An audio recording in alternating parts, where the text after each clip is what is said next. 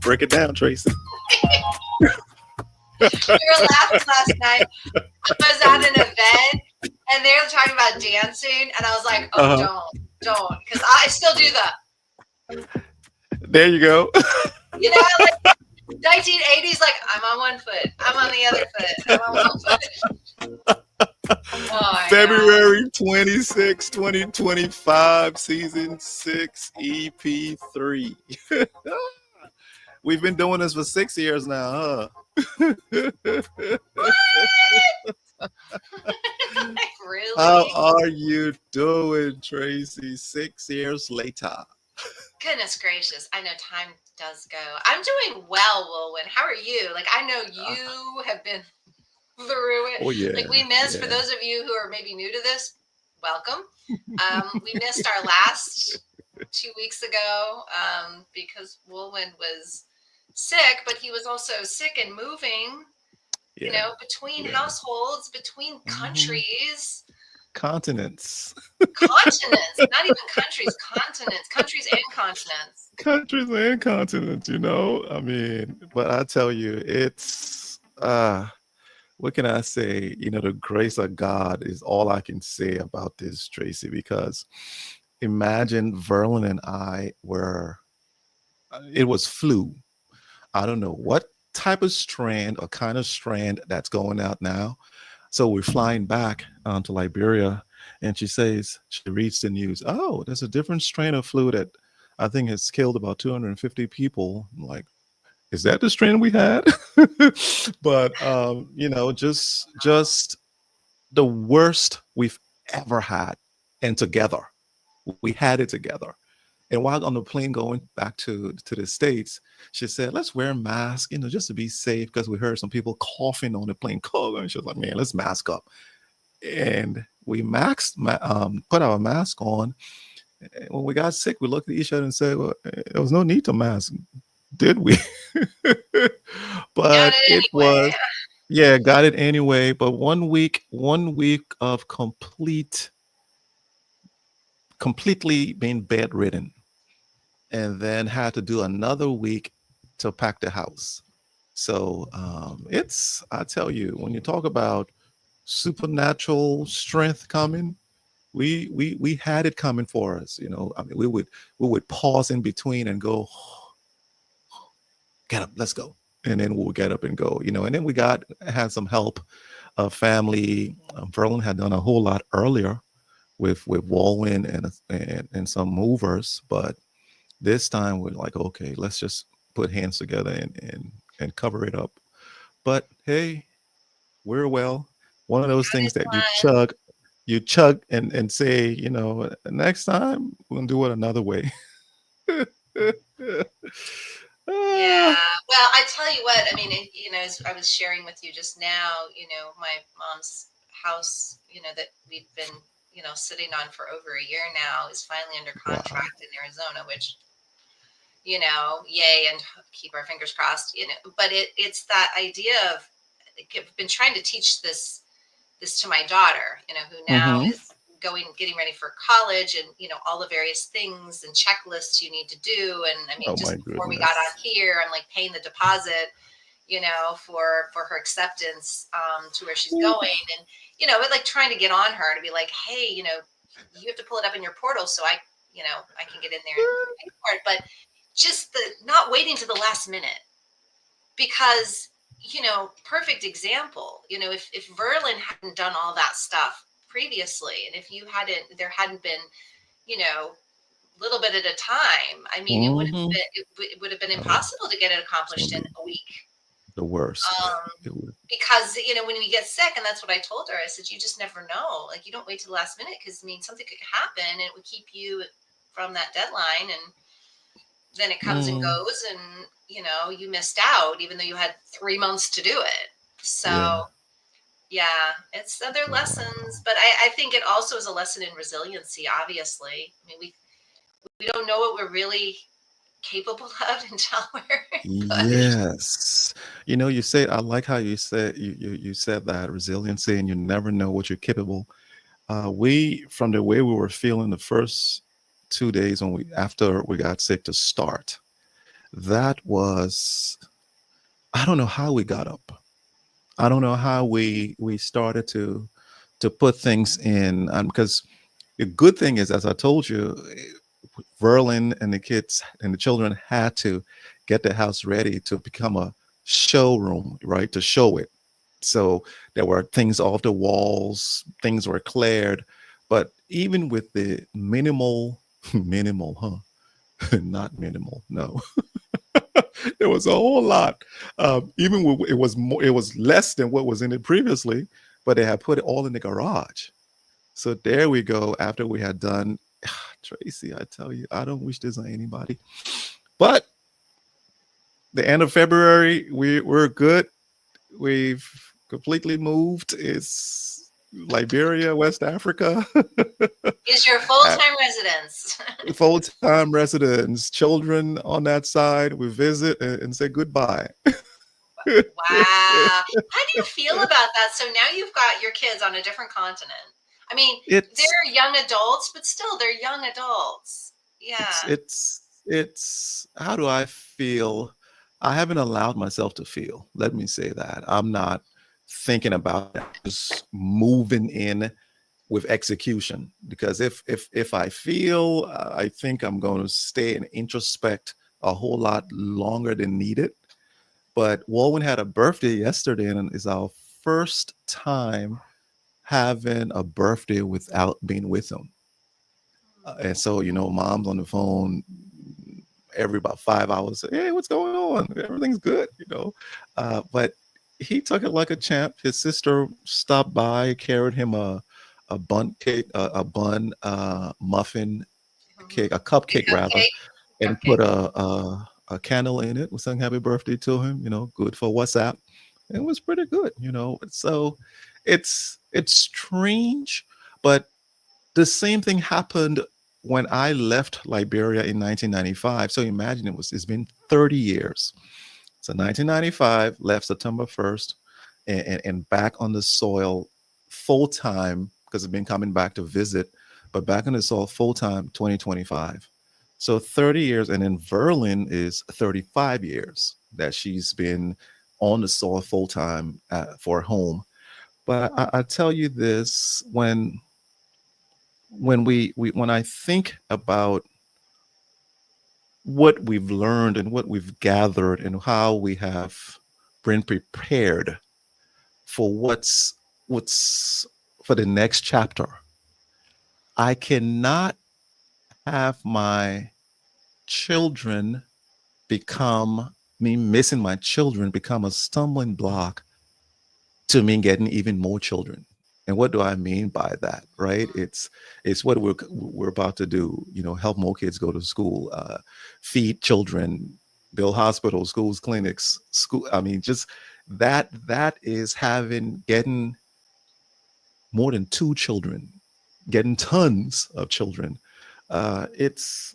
It's bittersweet, but when you're walking in your purpose and you know what needs to be done, and I think I was alluding to this earlier. I left this place 30 years ago, Traci, and left my mom and my dad. Left them, and they were alone. They were sitting in the house empty nesters and living their lives. And we went to start creating our lives. So it's the same thing full circle now. Instead of the children leaving us, we've left them and come back to Liberia. And it's I'm looking forward to tomorrow. Can't wait to see what tomorrow has. I But love to answer that. the question, I'll miss them. I even miss them when they leave the house to go out. Yeah, So imagine on a different continent, right? totally. I get that. I get that. Well, and I did that when I was 18. I mean, I was ready to, not because I See? was trying to run from my family, but I just was ready to see other parts of the world. I'm like, I spent 18 years in one place. I mean, I had traveled and I had a lot of opportunities, at at young ages, but still to live somewhere differently. And I mean, really, my entire early adult years were moving.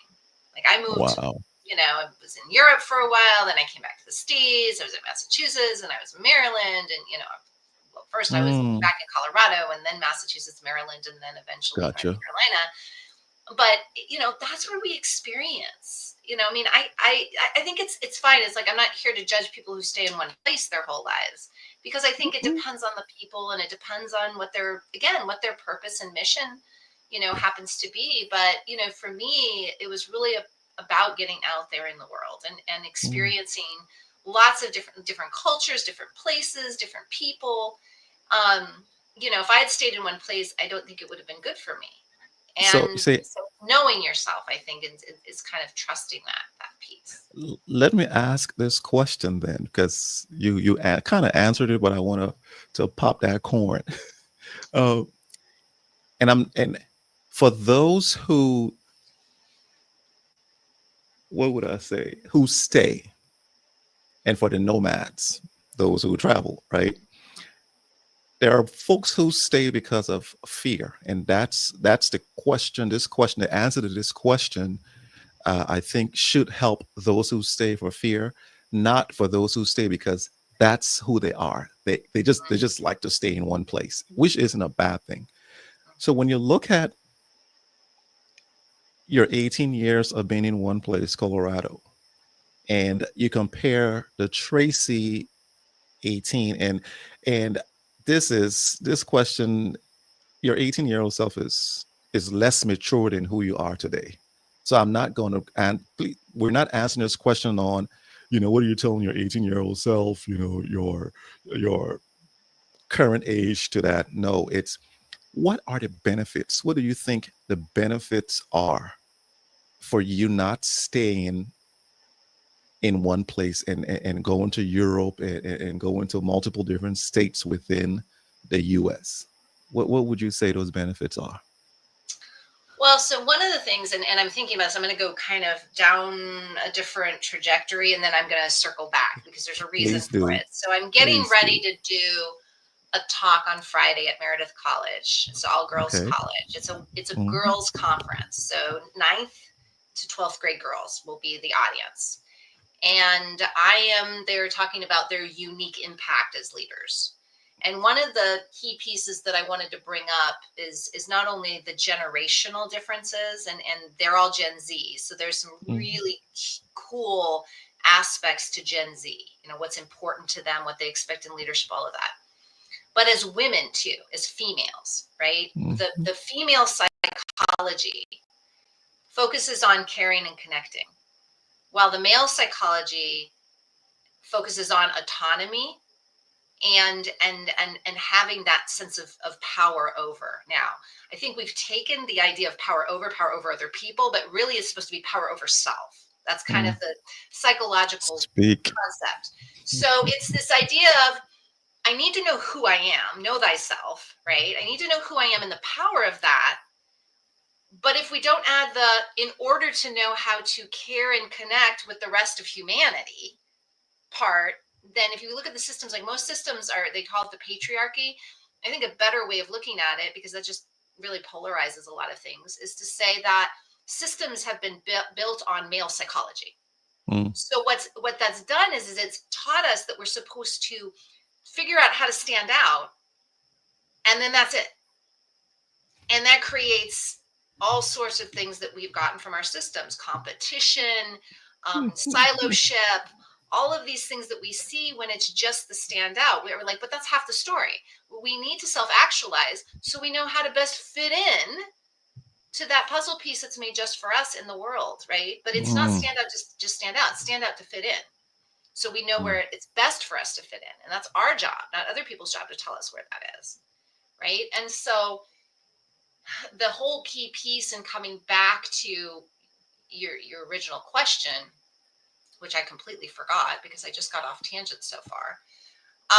But the idea is to say that in order to really feel like I am knowing myself, I have to almost leave what I know, right? I have to leave my comfort zone, right? If I only know half the story, which is me in this particular environment, I got to test who I truly am by moving myself around to different environments.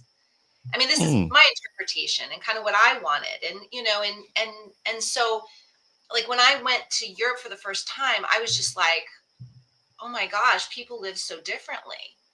And that opened my mind to, oh, not everybody lives like I've been accustomed to live. So that opens your mind to different experiential knowing is so important. I just wrote a blog on this last month.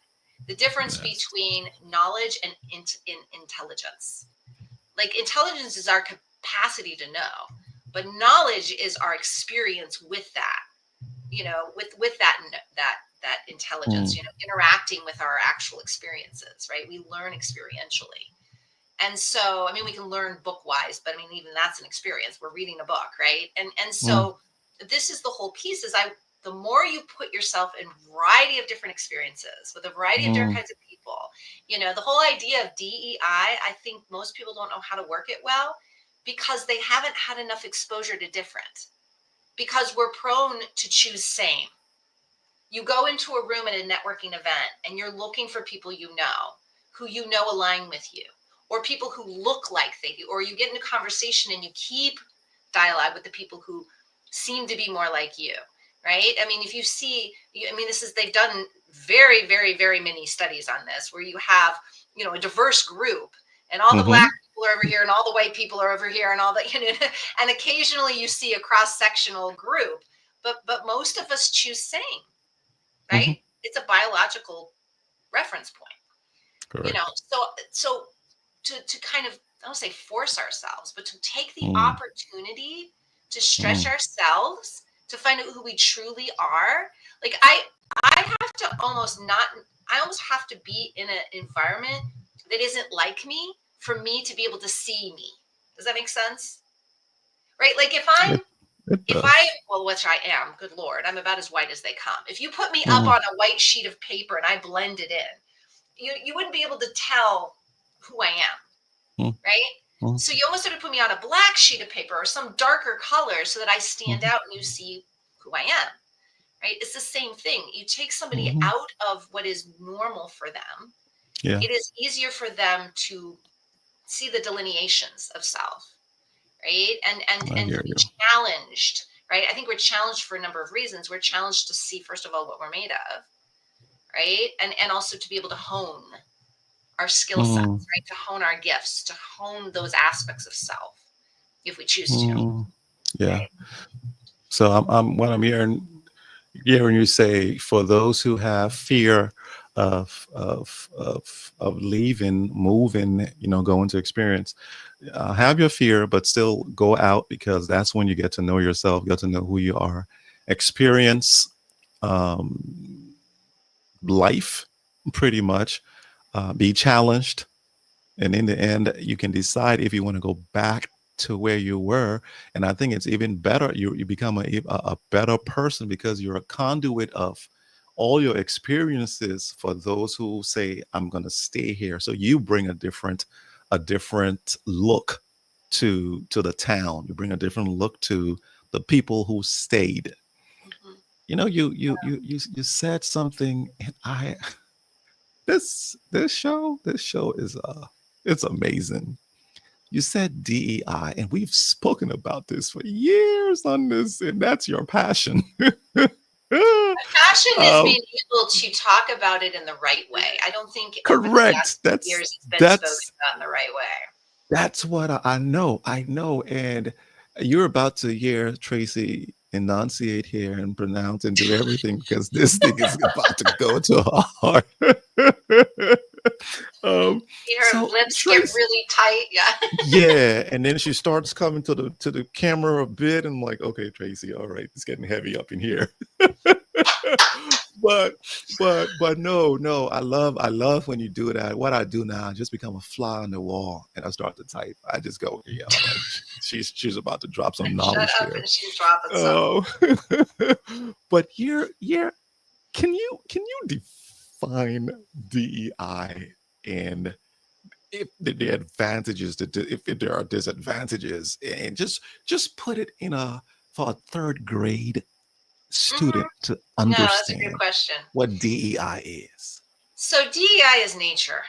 and Okay, what let's it let's let's isn't, take it what it's out of not. how we typically have been talking about it over the last 5 years. I mean, Uh-huh. DEI has been around since way before COVID. It just kind of came onto the scene in a whole weird way, Mm, during our quarantine experiences. But DEI is a part of nature. So let's think of sustainable ecosystems, mhm, right? So we're talking biology here. Sustainable ecosystems must be diverse. Why must they be diverse? Well, that's part of the fuel of the system, right? So when we talk about like sustainable farming, for example, the definition of a sustainable farm is one where you don't have to pull any outside resources in for the farm to run. Now, I don't mean tractors and stuff like that. I mean, you have an ecosystem that supports itself, right? So mhm. your farming methods are of a type that allows the soil to replenish. You have animals that live on the soil and they replenish with their own back fuel, let's call it, Mhm. and Yep. all these things that feed it, the system feeds itself, right? So the animals Correct. live off of the land and eat the grass and they poop in the dirt, and the dirt gets Hey. replenished, and then you can Mhm. move the chickens and the animals around, and then you plant crops on them and they flourish because Yes. they have the right minerals, and then you just keep moving things around so that you don't have plants taking too much nutrient from the soil that they need, right? Because if you Mhm. keep planting a plant in the same place, eventually it depletes that soil of all of those key nutrients that plant needs. So you have to move things Correct. around.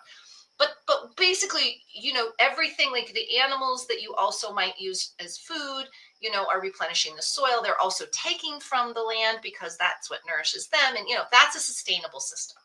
Mhm. Within even the smaller microbiome aspects of it, you've got certain microbes eating the poop and breaking that down so that it can be fertilizer and all this stuff. Okay, so Yep. I'm trying to keep a third grade level. Yes, please do. That's DEI.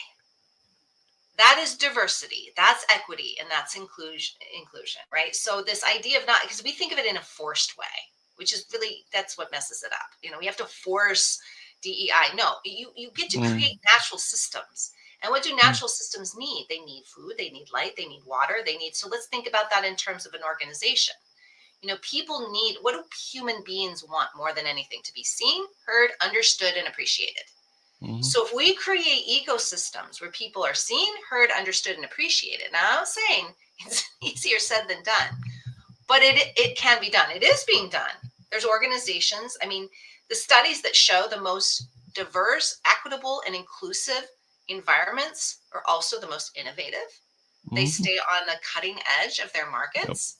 Mhm. They do the best. The profitability is the highest, right? So we know it works, just like in farming. Those are the richest crops. They're the best for our bodies. They're the most biodiverse.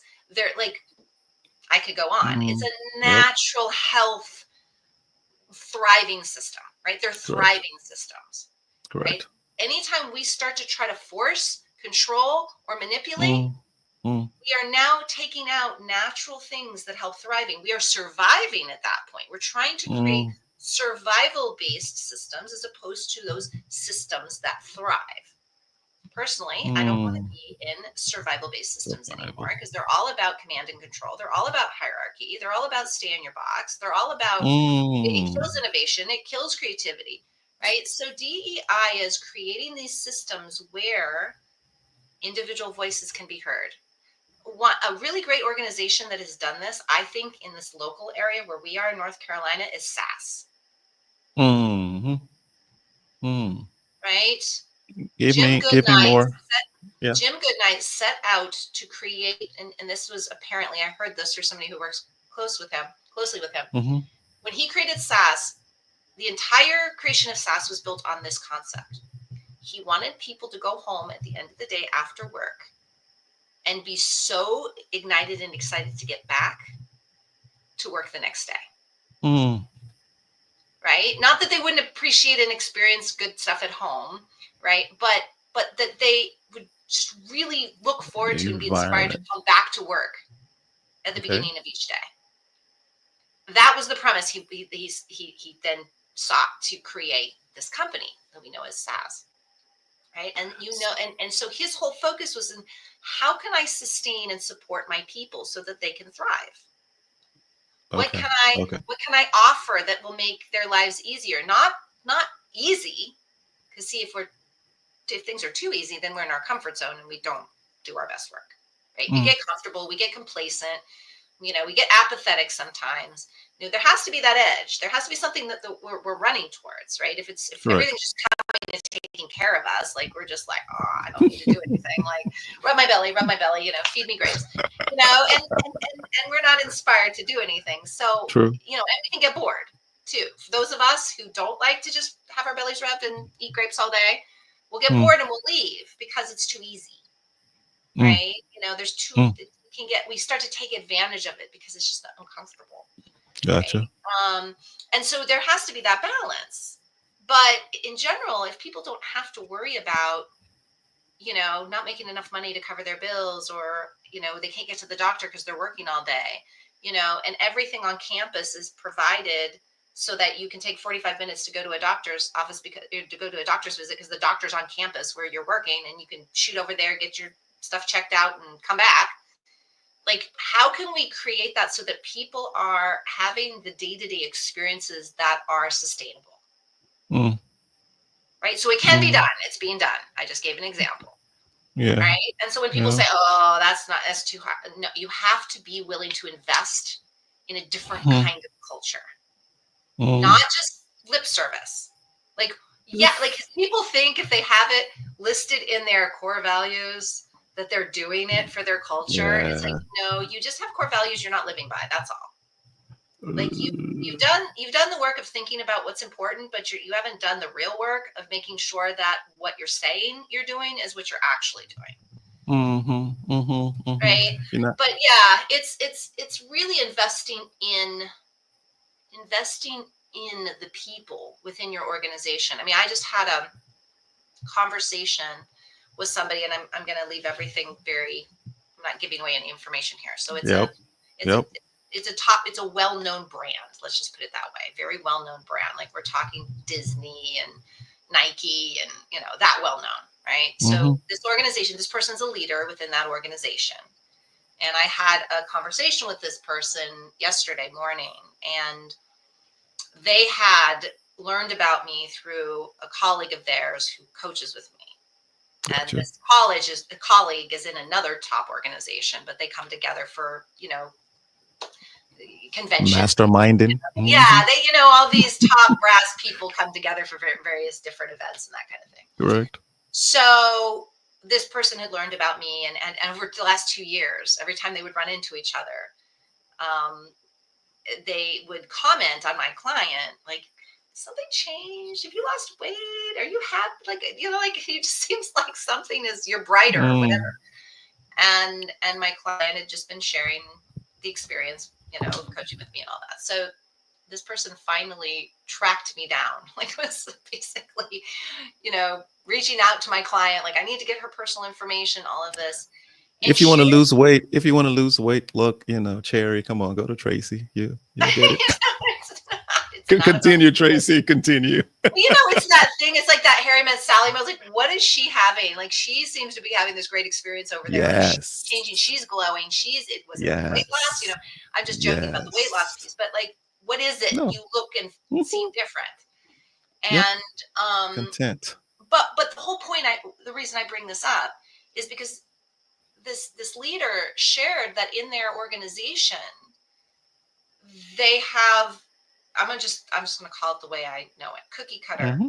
coaches. They've contracted with a coaching company, and they provide coaches for their leaders, and they just turn and burn. It's like they have an hour session, and it's almost like therapy where, okay, time's up, we'll talk to you in another 2 weeks. And this leader had tried, because they were told, they're like, I would like to work with a coach. Okay, we have our own coaches. So this person had tried 2 different coaches. I just am not getting what I need. I don't know who I am. I mean, I'm good on time management. I'm good on basic leadership skills. But I feel stressed all the time. I feel responsible for everything all the time. I know this isn't normal.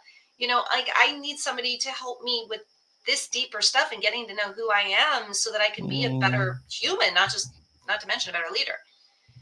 And it's interesting because this company that this person works for is like an 80-90 billion dollar company. But they were saying, well, I'm going to have to work hard to try to be able to use you as a coach because this is what they typically pay for. I'm like, Correct. they're not willing to invest. And hopefully they will be willing. Sure. This person's going to go to bat for it. But the whole point is why aren't they, a 90, almost $100 billion company, and they're not investing?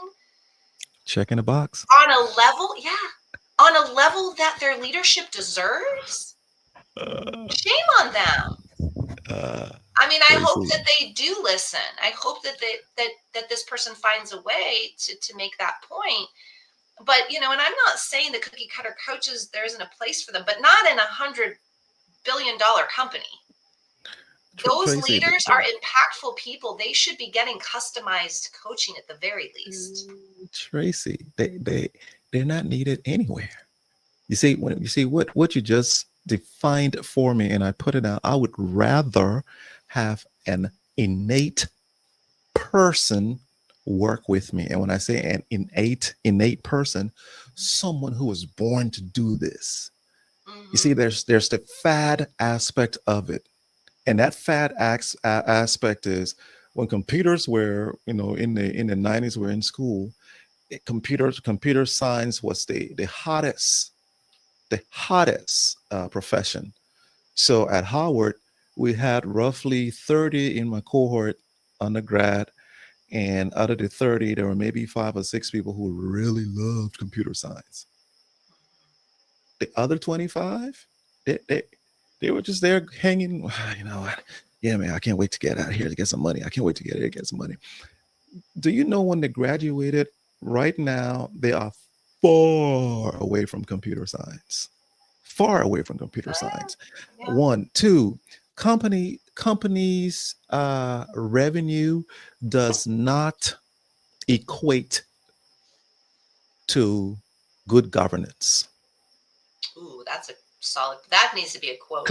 Companies revenues are not, so when you say it's $100 billion company, you'll be quite surprised when you get in there. It's so toxic. They don't have systems and processes. Do you know who's buying? It's the consumer that doesn't see that, but they just develop products. It's like the sweatshop.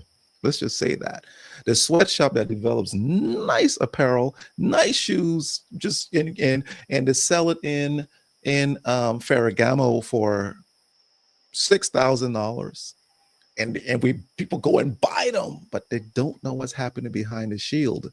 So this is what's happening. I rather have, and what you said about a good night, and I have somebody who's driven, who's passionate about the thing that they were creating. Because see, if I'm passionate about creating this company that builds sharpeners, let's just say, everything about my sharpeners, people who touch them, the people who are higher, the way I hire, It's going to be very different from the guy who just wants to make money by putting these things out. Mm. So Well, not just I pray. passionate about running the company in the particular way, but passionate about the people. So Passionate about taking care of their people. That's what he was that's driven. So he's driven yes, by is taking care of his people. It's not even what SaaS does. Half the time, people don't even know what SaaS does, right? They're like, I just know that it's a great place to work because that's it. people get all these benefits and they're taken care of and they're all the like they don't even know what the company does, right? How they make their money. They just know that they Yeah. take care of their people. I want to work there. Yeah. Your SAS, North Carolina, or even anywhere in the world for people who are in industry. Your year SAS is in a class by itself. Yeah. They're in a class by themselves. But coming back to this, so then this rewinds to a show we did maybe three years or so ago, where we're talking about out of your belly, out of those moments, you create these things. The way you create whatever you create is how consumers consume it. So if I create this with anger and animosity, when it goes out there, it's consumed. And you when you consume it, even though you're cheerful, you're like, there's something wrong with this because there's our spirits go around with everything. This show has a spirit. This show has a spirit. When somebody sees it, there's something to see about it and go, oh my goodness, I hate it or I love it, whatever the spirit is, because we know what kind of spirit we're pushing out through these airwaves, right? But the way you create your product is so important to how individuals will experience it. So if we have what we're talking about, the DEI concept, right, where you're truly focusing on on making it the best place, and as we said, it's not the rub tummy place, but the best environment with the right tools for them to create. I think the product the product then becomes, oh my goodness, because those people go to bat for you. I've heard about Google. I've heard about Google and how, and I hope this isn't the company you're talking about. Hey, maybe I've they heard need to about hear it. If they happen to be on our little podcast, maybe they need to hear it. I've heard about Google. I mean, great. Everybody, there's time hanging out, and the way they're sitting. You're not restricted to your office. You have these big balloon chairs that you're sitting in, and you're working because there are different ways that we work. Yeah. We're for creatives. I love closed confined spaces. I also love open spaces. I mean, open, airy, high ceilings, because then there's a different feel at different times of the day. So if you can offer those things, so Traci, here's what's coming. You're going into a space where you'll start hiring very soon. You'll start hiring because you're getting out of this sole proprietress and you're going in the corporation level now. So there will be maybe 5 to 10 people in the beginning. I I don't want to hire prayed. anybody. I am not No, a you manager. No. trust. No, you're not gonna No, manage. no, No, no. you're I'm not. not gonna I manage. want to be. No, you're not gonna manage. You see that's a beautiful thing I don't about want one of those. What I want, Traci. and I'm Traci. going to share you with Traci. what I want. So Traci, can I I'm going finish to tell talking? you. Can I can I I can don't. I finish talking? I don't Can want I to have finish 10 talking? people under me, Can Wulwyn. I finish? Can I finish talking, Traci? Yes, You don't even know where this is going, Traci. So let me talk. You're going into a place where you will need, and it's not about 10 people to do it's getting accountants, it's getting your yes. People working assistants. for me, Yes, yes, that's what for I'm my saying. company, but not as Cor- coaches. I do not want Correct, to have correct. other coaches. That's where I'm going, my Got it. dear. But the key here is hiring those people, contracting. The way you will do it is going to be quite different from the way that 90 100 billion dollar company does it. It's going to be with what you just defined. Why? Because it's who you are. See, you and Jeff have a daughter. And when you look at the daughter you have, I don't want to say 50% you, 50% Jeff. because she may be more of one person in certain areas, but I'm just going to go with stats. She has, you, both of you have developed this human being into what your perception is. And so those two will be a half of her being, and she will add her own experiences as she goes out there and puts it together to make a whole person. Looking at her, it's the way how you will hire and look to say, let me see what I want. You aren't going to hire based on the way the person is perfect. The person does the work perfectly. No, no, no. You want to hire on the way how the person interacts. Even though on the matrix, knowing your work is high, but also on that matrix is how do you interact? I don't want no toxic person in my environment, because your environment, Traci, if there's any if there's a cog in the wheel and it stays in the wheel and you know the cog is there, you got to remove the cog and say, bump this. I don't need this cog here. I'm fixing this wheel. But do you know some people let that cog be in there? We look like, it's all right. I'm going to deal with it. We're still going. We're still going. We're still making 100 million. We're still making 200 million. Right. So DEI, I know, we started this question. This question is, what it is. I believe in this century, we're called to create these kinds of corporations, these kinds of environments. It's not just in corporations, it's within the clubs that we're a part of, the groups that we're a part of. It's so important that we bring that aspect of ourselves in there. Mm-hmm. Oh, I agree with that 100%. And when Yeah. I started my women's executive group, it was really as a response to a client's ask. And she says, I mean, I go to the networking events, I go to they have the great panel conversations and they bring in speakers and all this, but she's like, I don't want one more of those. I actually want a women's group of people who have been in high executive positions. They have the life experience, but they just want to build friendships. And because that's what I find is that I don't have the time to cultivate good relationships with people who I Mm. have things in common with. And that's what I want. I want to find a space to do that. And so I said, well, let's create one.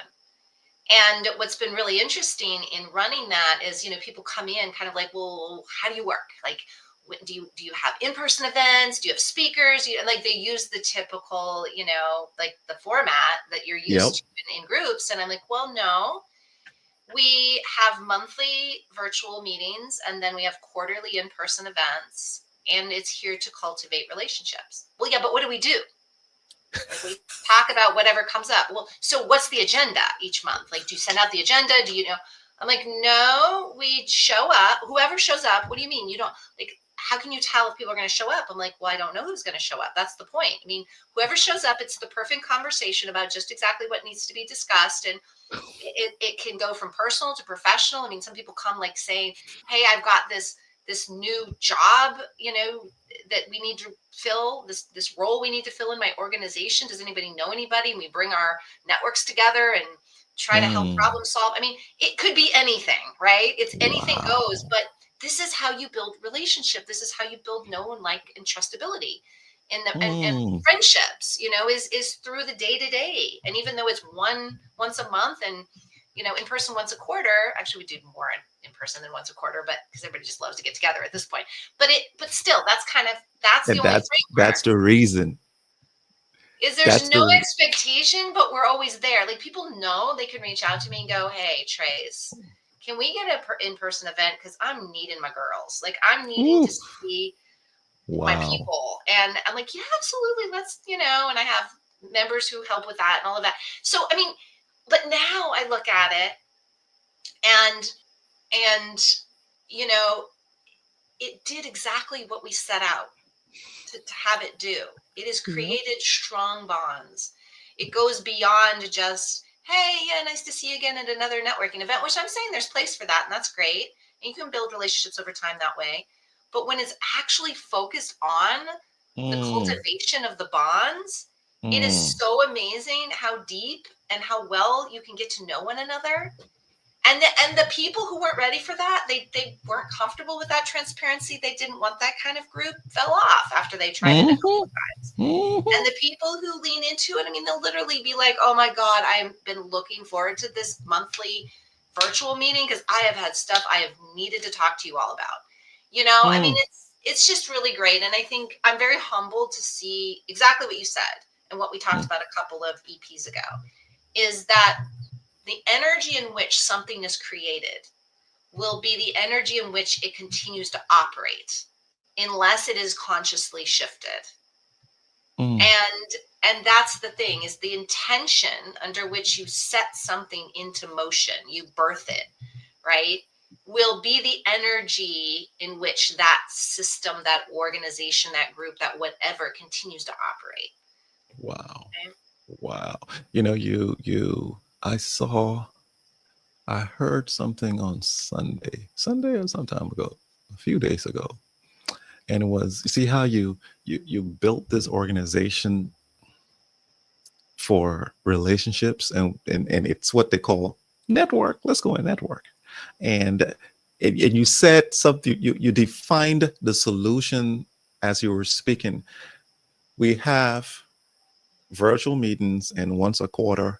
But guess what? Same as though we meet in person more than once a quarter because we're like, hey, I want to meet with my, because you've created the network. You've created the connection now that we do the fake one by coming in. I'm sorry, I'm not going to say fake. I apologize to people who believe in that. You create that other type where it says, come in network. You come in the room and you go, okay, let me do this, let me do that.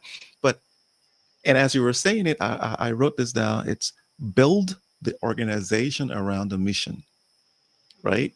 Build the organization. The mission is I want to build a place where we're loving, we're hanging out, we're networking, we're engaging. I'm not building an organization. It's a networking organization that we're having here, and it's going to have 10 agenda items. We have 9. Is there a 10th one? Can you put the 10th one in, please? In fact, every week we'll have these agenda items, and when we come in this room, these are the things we're going to define. Okay? Now you creating the you building the mission around the organization. Whereas when your mission is there and you say, you know what, the mission is networking, anything I do must have the tentacles of networking and connection in it. Mm-hmm. Gosh, that's going to be a tightly knit organization Yeah. versus the other way around. Wow, Well, and that's I amazing. I have this way, as you know, where you Uh-huh. can't hang out with me and just talk about superficial stuff. It just doesn't happen.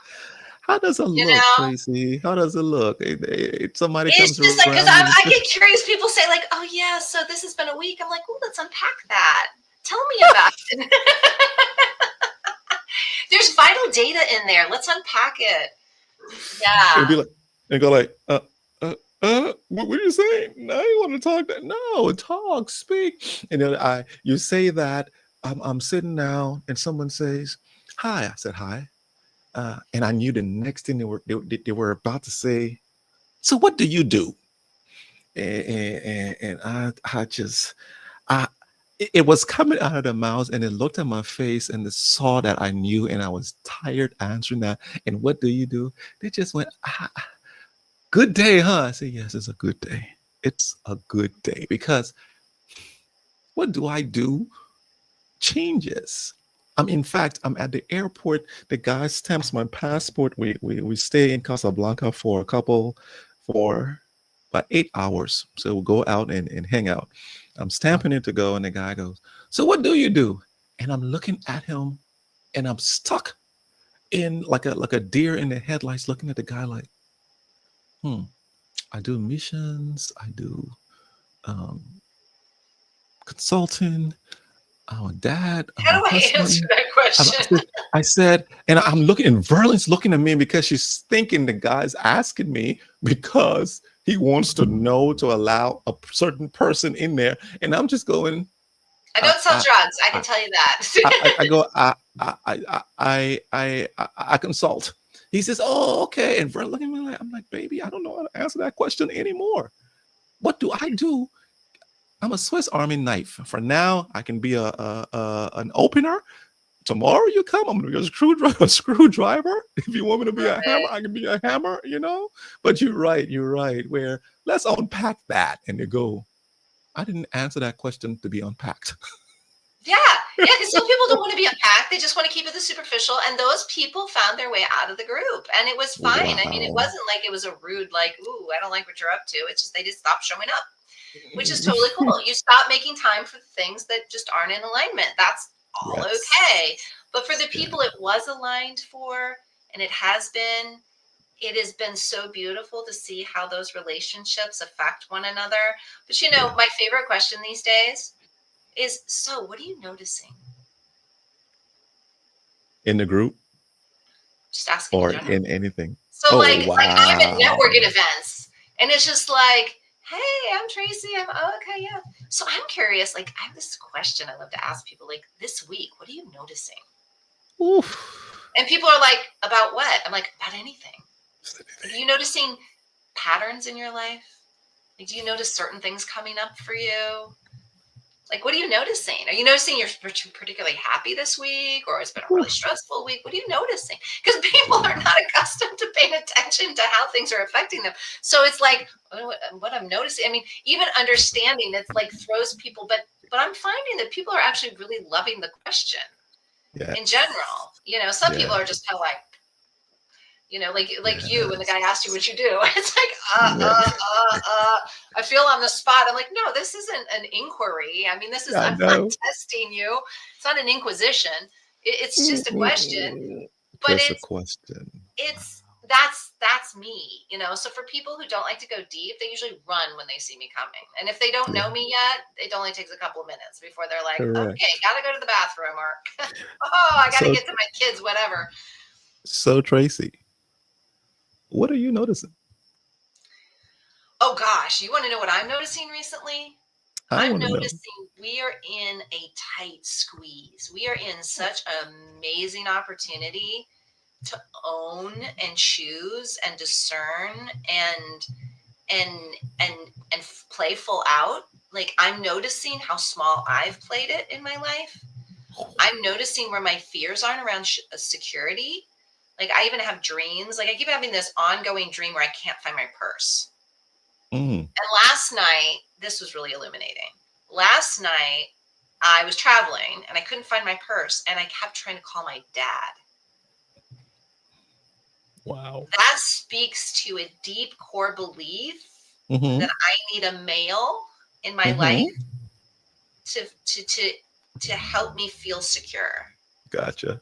right? And Gotcha. it's deeply ingrained in our in the fabric of our generational Mm-hmm. genetics, right? Mm-hmm. Because of the way roles have been traditionally played and all of that, but also what was Correct. modeled for me when I was growing Mm. up. And even as an adult, like in the dream, I'm traveling myself. I'm an Mm-hmm. adult. I'm a professional adult. I can't remember where I put my purse, and I'm calling my Your father, purse. right? Like, so because my purse is where all my credit cards and my money, right? My Mm-hmm. ability to pay for things, my ability Gotcha. Gotcha. to have the things I want in life, right? Is in my Mm. purse, essentially. That's that. It was just very Wow. characteristic of that. Gotcha. And Gotcha. then who do I call? I don't call the police. I don't go. And then of course it was funny because I couldn't get my dad on the phone, and I ended up finding it.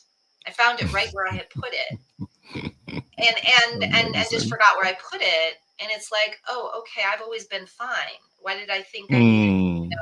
So that's what I'm noticing is a lot Mm. of patterns that are deeply, deeply unconscious. And Yeah. I've heard this from a lot of clients, it's like Mm-hmm. where do our major fears reside? Mm. Where our major insecurities reside? Yeah. Where, which tends to be one and the same, where are those practiced habitual habits and behaviors that we've been deeply unconscious about? Where are they starting to emerge?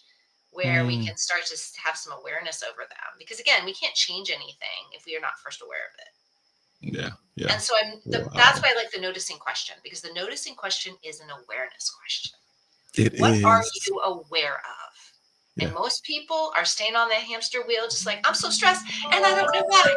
And I have no time to stop and think about things. And I don't know why I'm yeah, stressed, yeah, because they don't yeah. take time to process. Mm, mm. Wow. As you said that, what I'm noticing, uh, Yes, what I've are you noticed. noticing, Wulwyn? What I'm noticing is exactly similar to what you.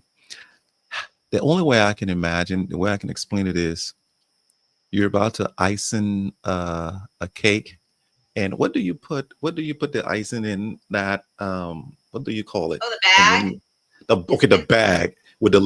little hole at the end, and you Mhm. start to squeeze it, right? So that tight squeeze. But in this so-called tight squeeze is disruptive, but the disruption isn't negative. The disruption is there for creativity to arise. Now you have two choices, or three or four or five, but the main ones are, I can cower or I can hover, Mhm. right? Over this issue. So if I'm cowering, I'm going to myself, oh, this thing, and I start to complain and complain and complain, and 2 or 3 years later, 6 years later, you look at eavesdrop, it's not up, but it's 6 years later, we're doing it from not from a mistake, but from a, let's just go on and try this thing, right? An It's experiment, an which is experiment, life. and it still is an experiment that we're doing, right? But Totally. here's the option of cowering or really thriving. As in, you said that earlier.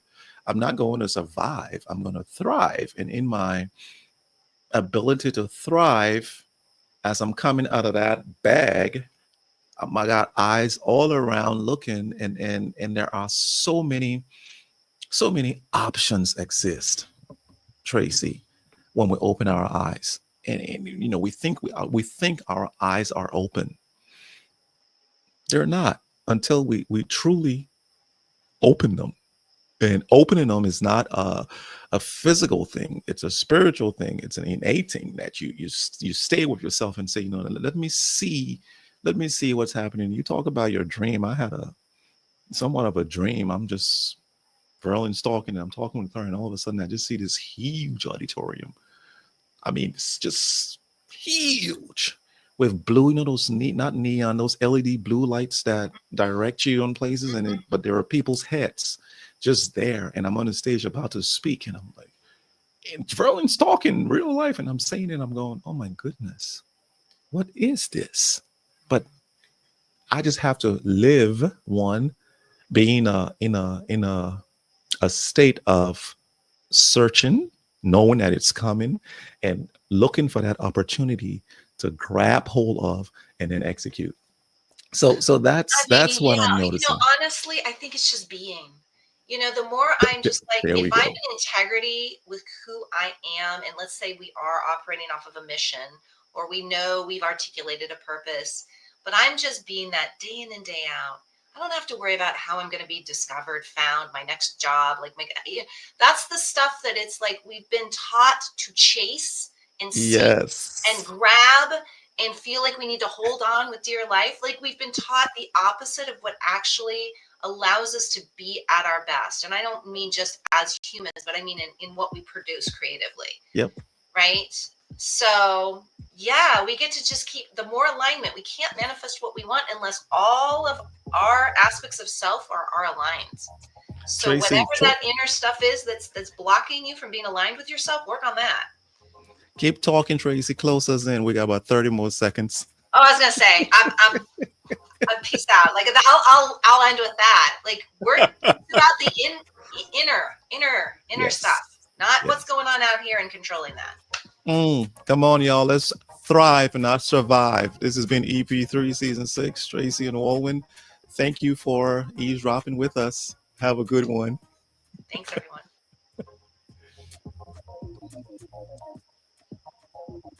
Faces.